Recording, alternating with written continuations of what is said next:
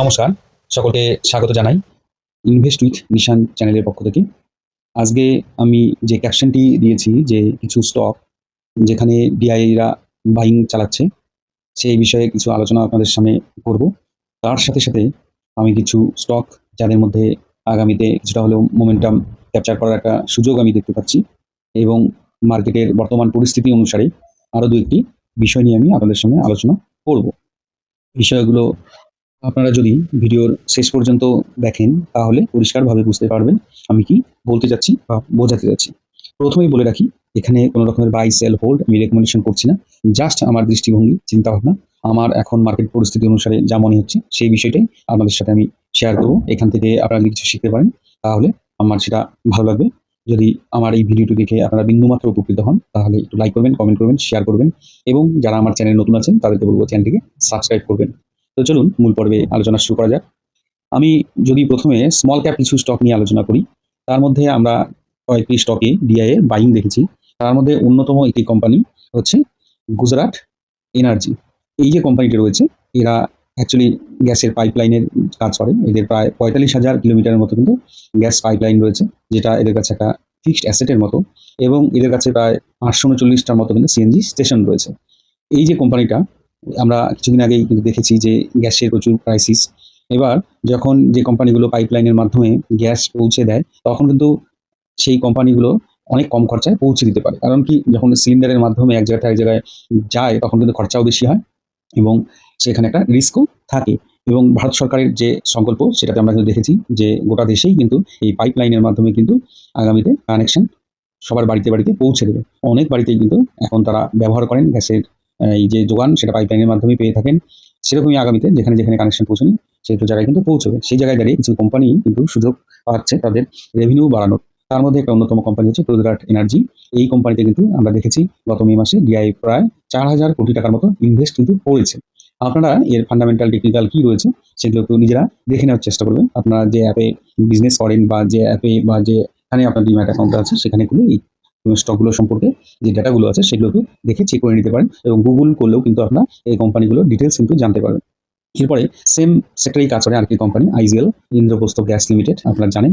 এই কোম্পানিতে কিন্তু ডিআইআই প্রায় ৭৫০ কোটি টাকার মতো ইনভেস্ট করেছে। এদের কিন্তু 34 লাখস কিন্তু কানেকশন রয়েছে, যেগুলো কিন্তু এদের অ্যাসেট বিজনেসে এবং এদের হাজারের উপরে প্রায় ১০২৪টার মতো সিএনজি স্টেশন কিন্তু রয়েছে। এটা একটা ছোট কোম্পানি, ২৩,৮০০ কোটি টাকার মার্কেট ক্যাপের কোম্পানি। এই কোম্পানিটা কিন্তু একই কারণে কিন্তু এর গ্রোথ প্রসপেক্ট আগামীতে ডিআইআর দেখতে পেয়েছেন। সেই জন্যই কিন্তু ডিআইআর মে মাসে একটা ইনভেস্টমেন্ট ৭৫০ কোটি টাকা করেছে। এরপরে আরেকটি যদি স্মল ক্যাপ কোম্পানির কথা বলি, সেটা হলো নিউ এজ কোম্পানি বলা চলে, পাইন ল্যাব। আপনারা জানেন যে আমরা যে বিভিন্ন জায়গায় যে কার্ডের মাধ্যমে পেমেন্টগুলো করি, সেখানে যে মেশিনটা থাকে যেটাকে ইউজ করে তারা পেমেন্টে অ্যাকসেপ্ট করে, সেখানে কিন্তু দেখবেন এই পাইন ল্যাবের মেশিন কিন্তু ইউজ হয়। এই পাইন ল্যাব কিন্তু এই ডিজিটাল ট্রানজাকশনের কাজগুলো করে। এবার এই যে বিভিন্ন কোম্পানি বা বিভিন্ন ইনস্টিটিউশনের সাথে যখন এরা টাই আপ হয়, সেই কাস্টমারটা কিন্তু অনেকদিন ধরে এদের সাথে একটা সেটআপের মধ্য দিয়ে কাজ চালিয়ে যায়। সুতরাং এরকম মার্চেন্টাইল যে সাথে যে যুক্ত হয়ে এদের যে কাজ করে যায় এবং এর গ্রোথ কিন্তু দিনকে দিন বাড়ছে। কারণ কি, ডিজিটাল ইন্ডিয়া এবং ইউপিআই ট্রানজাকশন এবং কার্ডের মাধ্যমে পেমেন্ট এগুলো কিন্তু দিনে বাড়ছে। এই কোম্পানিটার বিজনেস আগামীতেও কিন্তু বাড়বে। এই কোম্পানিটার এর মধ্যে আমরা যদি ইনভেস্টমেন্ট দেখি, প্রায় ১১৪০ কোটি টাকার মতো কিন্তু ডিআইআই গত মে মাসে ইনভেস্ট করেছে। এখানে একটা জিনিস দেখার ব্যাপার আছে, সেটা হচ্ছে এই কোম্পানিটা কিন্তু কিন্তু প্রচুর হয়। ভ্যালুয়েশনটা কিন্তু কনসার্ন বিষয় আছে। এটা কিন্তু দেখবেন যেকোনো সময় একটা সময় কিন্তু এই কোম্পানিতে কারেকশনও হতে পারে। কিন্তু যেহেতু একটা ফিউচার প্রসপেক্ট এই কোম্পানির মধ্যে দেখতে পাওয়া যাচ্ছে এবং ডিআইআই সেই ধারণা থেকেই হয়তো ইনভেস্টমেন্টটা করেছে। আপনারা আরেকটু স্টাডি নিজেদের মতো করে নেবেন। এবার আরেকটি কোম্পানি, সেটা হচ্ছে হলো স্মল ক্যাপের মধ্যেই ধরা হয়, সেটা হচ্ছে সেন্ট্রাল ব্যাংক অফ ইন্ডিয়া। এই সেন্ট্রাল ব্যাংক অফ ইন্ডিয়াতেও কিন্তু ইনভেস্টমেন্ট করেছে ৬১২ কোটি টাকার মতো ডিআইআই এবং এর যে বুক ভ্যালু তার নিচে কিন্তু কোম্পানির কিন্তু শেয়ার ট্রেড করছে। সুতরাং এটা একটা ভালো কোম্পানি এবং এই কোম্পানির মধ্যে যে পারফরম্যান্স আমরা গত কোয়ার্টারে বা গত ফিনান্সিয়ালে দেখেছি, সেটা কিন্তু ভালো গ্রোথ আমরা দেখতে পেয়েছি। এই ধরনের কোম্পানিটা কিন্তু আপনাদের লিস্টে আপনারা রাখতে পারেন এবং ডিআইআই এর যে ভূমিকা সেটাকেও আপনারা লক্ষ্য করতে পারেন এবং স্টাডি করে দেখতে পারেন। এরপর যদি মিড ক্যাপ কোম্পানি নিয়ে আলোচনা করি, তাহলে প্রথমে আরেকটি নিউ এজ কোম্পানি, যেটা হচ্ছে লেন্সকার্ট। সেখানে দেখতে পাচ্ছি যে ডিআইআই ইনভেস্টমেন্ট করেছে ৩৫৫০ কোটি টাকার মতো এবং এই কোম্পানিটার যদি ডেটা দেখেন, ফান্ডামেন্টাল দেখেন, বিভিন্ন যে বটম লাইন, টপ লাইন দেখবেন, দুটোতেই রেভিনিউ জাম্প করেছে এবং প্রফিটও কিন্তু হিউজ পরিমাণে জাম্প করেছে। সুতরাং এই কোম্পানিটাতেও কিন্তু এই যে গ্রোথ, এদের গ্রোথ প্রসপেক্ট এগুলো দেখেই কিন্তু এরা ইনভেস্টমেন্টটা করেছে ডিআই এবং এর প্রচুর নিউ স্টোর বিভিন্ন ছোট বড় শহরে কিন্তু এদের স্টোর এখন কিন্তু নতুন করে খুলছে এবং অনলাইন তো অলরেডি এরা বিজনেস করছে, আপনারা জানেন। কারণ কি আমরা যখন কোনো সোশ্যাল মিডিয়া খুলি এদের অ্যাড কিন্তু সবসময় আসে। তার মানে মানুষ ঘরে বসে কিন্তু এর সার্ভিস কিন্তু পাচ্ছে এবং দিনকে দিন মানুষ কিন্তু এই অনলাইনে ডেলিভারি নেওয়া এবং অনলাইনে সবকিছু মোবাইলের মাধ্যমে পারচেজ করা এই জিনিসটার প্রতি কিন্তু মানুষ খুব ঝুঁকেছে। যার জন্য এই কোম্পানিটার মধ্যে আগামীতেও আশা করি একটা গ্রোথ আমরা দেখতে পাবো। যেহেতু এরকম কোম্পানি আর কিন্তু লিস্টেড নেই। এটা প্রায় মনোপলি একটা মার্কেট হোল্ড করে বসে আছে। এখানে ডিআইএ কিন্তু ভালোভাবেই লক্ষ্য করে ইনভেস্টমেন্টটা করেছে আমার মনে হয়। এরপরে আরেকটি কোম্পানি সেটাও মিড ক্যাপ রেঞ্জের কোম্পানি সেটা হচ্ছে জেএসডব্লিউ এনার্জি। এটাতেও কিন্তু হিউজ ইনভেস্টমেন্ট করেছে ডিআই প্রায় ২৩৪৫ কোটি টাকার মতো একটা ইনভেস্টমেন্ট করেছে। গত যে ফিনান্সিয়াল ডাটা সেখানে কিন্তু আমরা দেখেছি রেভিনিউ কিন্তু 57% এর মতো জাম্প করেছে এবং এই যে এনার্জি সেক্টর বা পাওয়ার সেক্টর এতে কিন্তু প্রচুর গ্রোথ আমরা আশা করি আগামীতে দেখতে পারবো। কারণ কি ইন্ডিয়ার জনসংখ্যা বাড়ার সঙ্গে সঙ্গে এনার্জি ডিমান্ড, পাওয়ার সেক্টরের যে ডিমান্ড সেটা কিন্তু আমরা দিনকে দিন বাড়তে দেখবো। সেই জায়গা থেকে এই কোম্পানিটাতেও ডিআইআই কিন্তু এই বিষয়টাকে বুঝে ইনভেস্টমেন্টটা করেছে। এরপরে আরেকটি যে কথা সেটা হলো ক্লিন এনার্জি। আমরা দেখেছি যে ভারতবর্ষে এই যে হরমুজ প্রণালী বন্ধ হওয়ার পরে আমরা একটা কিন্তু ট্রমার মধ্যে চলে গেছিলাম। সেই জায়গায় কিন্তু ভারতবর্ষের গভর্নমেন্টও কিন্তু একটা প্রজেক্ট নিয়েছে যে ক্লিন এনার্জির ব্যবহার বা রিনিউয়েবল এনার্জির ব্যবহার আমরা বেশি বেশি করে করব। সেই চিন্তাভাবনা থেকে বিভিন্ন কোম্পানি কিন্তু সুযোগ করে নিচ্ছে। সেরকম একটি কোম্পানি প্রিমিয়ার এনার্জি। এতেও কিন্তু ডিআইআই ইনভেস্টমেন্ট করেছে ১৫৪৯ কোটি টাকার মতো। হ্যাঁ, এর কিন্তু হিউজ অর্ডার বুক রয়েছে। ১৪,০০০ কোটি টাকার উপরে কিন্তু এদের অর্ডার বুক দেখতে পাওয়া যাচ্ছে। সুতরাং এই কোম্পানিটাকেও আপনারা একটু স্টাডি করতে পারেন। এর সাথে সাথে কিন্তু আরো অনেক কোম্পানি আছে যারা এই ক্লিন এনার্জি বা রিনিউয়েবল এনার্জিতে কাজ করে। সেই কোম্পানিগুলোকেও কিন্তু আপনারা একটু স্টাডি করে দেখতে পারেন। যেহেতু এখানে আমরা একটা সীমাবদ্ধতা রেখেছি যে ডিআইআই যেগুলোতে ইনভেস্টমেন্ট করছে সেগুলো বলব। সেইজন্য এই কোম্পানিটা বলা। এর সাথে সাথে আরো বিভিন্ন কোম্পানি কিন্তু মার্কেটে লিস্টেড রয়েছে। এগুলো দেখে আপনারা যে ফান্ডামেন্টাল বা টেকনিক্যাল যারা এনালাইসিস করতে পারেন তারা এগুলো দেখে আপনারা কিন্তু সিদ্ধান্ত কিছু একটা নিতে পারেন। এরপর যদি লার্জ ক্যাপ কোম্পানিতে আসি, যেটা যে দুটো কোম্পানি আছে দুটোই ব্যাংকিং সেক্টরের কোম্পানি এবং প্রাইভেট ব্যাংকের মধ্যেই পড়ে। তার মধ্যে অন্যতম হচ্ছে আইসিআইসিআই ব্যাংক, যার মধ্যে আমরা দেখতে পেয়েছি ইনভেস্টমেন্টের পরিমাণ এর পক্ষ থেকে প্রায় ৯,৯৫৫ কোটি টাকার মতো। এই যে হিউজ ইনভেস্টমেন্ট কিন্তু ডিআইআই করেছে। এই কোম্পানিটার যে লাস্ট কোয়ার্টারের রেজাল্ট সেটা কিন্তু দুর্দান্ত রেজাল্ট করেছে।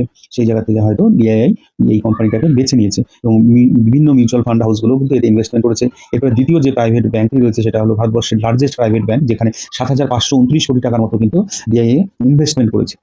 এই ছিল আমার লার্জ ক্যাপ মিড ক্যাপ রেঞ্জের বিভিন্ন কোম্পানি। আমি মোটামুটি নটার মতো সম্ভবত কোম্পানিকে নিয়ে আলোচনা করলাম। এরপরে আমি আর কিছু কোম্পানি নিয়ে আলোচনা করবো। সেটা হচ্ছে হলো প্রথম যে কোম্পানিটাকে নিয়ে আলোচনা করবো সেটা এনটিপিসি। এনটিপিসি আপনাদের সকলের পরিচিত কোম্পানি। এই এনটিপিসি কোম্পানিটা এর মধ্যেও কিন্তু আগামীতে গ্রোথ দেখা দেবে। কারণ কি এর মধ্যেই একটা যে নিউজ আমরা দেখতে পাচ্ছি যে কোম্পানির একটা মরিশাসে একটা সোলার এনার্জিটা ফ্লোটিং ব্যাপারটা, মানে জলের মধ্যে ভাসমান একটা প্রজেক্ট তারা তৈরি করছে, যেটা টোটালি হলো সোলার এনার্জির উপর ডিপেন্ডেন্ট। এনটিপিসি লিমিটেড একটা সাবসিডিয়ারি যেটা মরিশাসে রয়েছে। এরা কি করবে, floating solar and battery project. Battery projects বলতে বলা হচ্ছে ব্যাটারি এনার্জি স্টোরেজ সিস্টেম। এটা কিন্তু তারা করতে যাচ্ছে মরিশাসে। এর সাথে সাথে এর যা সাবসিডিয়ারিগুলো আছে সেগুলো কিন্তু গ্রোথ করবে। এবার এই কোম্পানিটার প্রাইস যে রেঞ্জে ট্রেড হচ্ছে সেটা একটা ভালো জায়গায় কিন্তু ট্রেড করছে। আপনারা একটু দেখতে পারেন। তার মধ্যে এই নিউজটা রয়েছে। এর রেভিনিউ বাড়বেই। যখন একটা নতুন কোনো বিজনেস শুরু করে তখন সেখান থেকে রেভিনিউ বাড়ার চান্সেস কিন্তু থেকে যায়। এরপর আরেকটি কোম্পানি পাওয়ার গ্রিড। এটাও এনার্জি বা পাওয়ার সেক্টরের কোম্পানি। এই যে কোম্পানিটা আছে গভর্নমেন্টের তরফ থেকে, গভর্নমেন্টের যে পেনশন ফান্ড আছে সেখান থেকে কিছুটা বিক্রি হওয়ার জন্য কোম্পানিটার কিন্তু যেখানে হাই করেছিল প্রায় ৩২৫ টাকা, সেখান থেকে অনেকটাই কিন্তু ১২-১৪% এর মতো কিন্তু দেখতে পেলাম যে ফলগুলো কোম্পানিটা। এবার এর যে ফলটা হলো, এর যদি এখন যে টেকনিক্যালি যে পজিশনে রয়েছে সেখান থেকে একটা রিবাউন্ড করার কিন্তু সুযোগ কিন্তু রয়েছে। এই কোম্পানিটা ভালো কিন্তু ডিভিডেন্ড দেয় এবং এই কোম্পানিটা এমন একটা কোম্পানি যেটাতে সারা বছর এসআইপি করে চালিয়ে যাওয়া যায় এবং মাঝে মাঝে কিছু পোর্শন বিক্রি করে প্রফিটও বুক করা যায়। তার সাথে ভালো ডিভিডেন্ড কিন্তু এই কোম্পানিটা দিয়েই থাকে, সেটা উপরন্ত পাওনা। এবার বর্তমানে যে মার্কেটের যুদ্ধ পরিস্থিতির মধ্যে দিয়ে যাচ্ছে এবং তার দরুন যে আমরা কিছুদিন আগে দেখলাম ক্রুড অয়েল প্রাইস প্রচুর হাইক করলো, সেই ক্ষেত্রে যে কোম্পানিগুলো ক্রুড অয়েলের প্রাইসের ওঠানামার উপর ডিপেন্ড করে তার মধ্যে অন্যতম ছিল কিন্তু অটো সেক্টরের স্টকগুলো।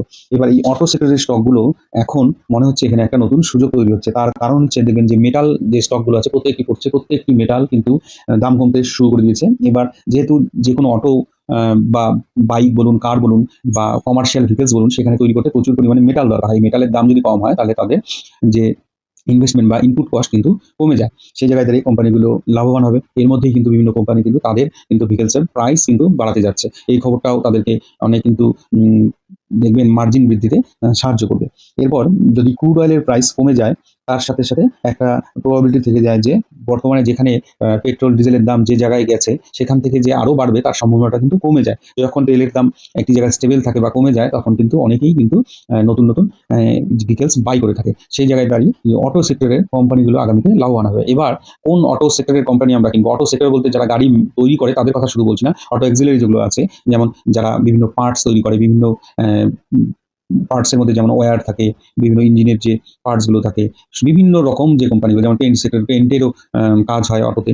বিভিন্ন এই ধরনের অটো সেক্টরের যে ইকোসিস্টেমটি আছে তার সাথে যে যুক্ত কোম্পানিগুলো আছে সেগুলো কোম্পানি আগামীতে হয়তো তাদের একটা ভালো রকম প্রফিটেবিলিটি দেখাতে পারে। সেই জায়গায় দাঁড়িয়ে আপনাদের যদি বাঁচতে অসুবিধা হয় আপনারা অটো ইটিএফ যেটা আছে সেটাকে দেখতে পারেন। এটা অনেক সেফ ইনভেস্টমেন্ট, কারণ কি অটো ইটিএফ একবারে অনেক যে প্রাইস কারেকশন হবে সেরকমও নয়, এবং আপনারও সেরকম চিন্তা ভাবনা করেন কোন স্টকে ইনভেস্ট করবো সেটা বাছার কোনো প্রয়োজন নেই। যদি আপনারা মনে করেন যে অল্প রিস্ক নেব এবং স্টেবল রিটার্ন জেনারেট করবো, সেই জায়গায় অটো ইটিএফ এর কথা আপনারা ভাবতে পারেন। অটো ইটিএফটা নিয়ে যেহেতু একটা মার্কেট আমরা দেখতে পাচ্ছি যে একটা রেঞ্জের মধ্যে আছে, সেই জায়গায় দাঁড়িয়ে কিছু কিছু স্পেসিফিক সেক্টরের মধ্যে কিন্তু গ্রোথ আমরা দেখবো। তার মধ্যে আমার মনে হয় এনার্জি সেক্টর এবং অটো সেক্টর, এই জায়গায় একটা কিন্তু মোমেন্টাম আসতে পারে। কারণ কি এবার যেহেতু বৃষ্টিপাত কম হবে তার জন্য পাওয়ার ডিমান্ড কিন্তু বাড়বে। কারণ কি বিভিন্ন জায়গায় ইলেকট্রিসিটির ব্যবহার হবে বিভিন্ন কারণে, গরম বেশি করলে এসি চলবে বেশি, ফ্যান চলবে বেশি, এবং বৃষ্টিপাত কম হলে পাম্প বেশি ইউজ করবে জলসেচের জন্য, সেই জায়গায়ও কিন্তু একটা পাওয়ার ডিমান্ড থেকে যাবে। সুতরাং এই ধরনের কোম্পানিগুলোতে আগামীতে প্রসপেক্ট থাকবে। এবার আমি আমার মতো করে চিন্তা ভাবনা করে আপনাদের সামনে উপস্থাপন করলাম। এবার আপনাদের টাকা আপনারা কি করবেন সিদ্ধান্ত একদমই আপনাদের। আমি এখানে কোনো ধরনের বাই সেল হোল্ড রেকমেন্ডেশন করলাম না। আমি কিন্তু দুটো রেসপেক্টে কথাগুলো বললাম। এক হলো ডিআই বাই, আর দ্বিতীয়টি হচ্ছে বর্তমান মার্কেট কন্ডিশন অনুসারে মার্কেটের কোন কোন সেক্টরের মধ্যে সুযোগ আমি দেখতে পাচ্ছি সেগুলো নিয়েই আপনাদের সামনে আলোচনা করলাম, এবং কেন সেখানে সুযোগ ক্রিয়েট হচ্ছে বা ক্রিয়েট হবে সেটার কিন্তু আপনাদের সামনে তুলে ধরলাম।